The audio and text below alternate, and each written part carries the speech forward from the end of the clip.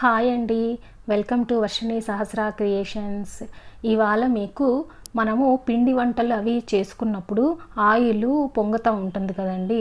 ఈ పొంగకుండా ఉండడానికి 2 మంచి చిట్కాలు ఇప్పుడు మీకు చెప్పబోతున్నాను.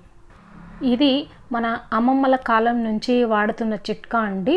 ఫస్ట్ వచ్చేసి మనం ఇలా ఆయిల్ పొంగుతున్నప్పుడు ఒక చిన్న నిమ్మకాయ అంత సైజు చింతపండు తీసుకొని ఈ వేడిగా ఉన్న ఆయిల్లో వేసి మనం బాగా ఫ్రై చేయాలండి.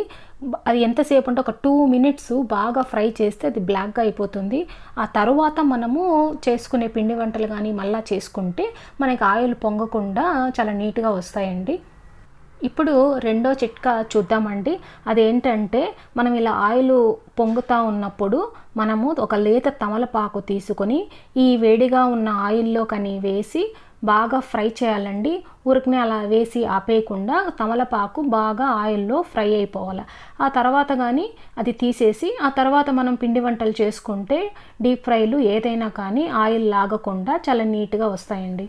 ఈ 2 చిట్కాల్లో నాకైతే తమలపాకు చిట్కానే బాగా నచ్చిందండి.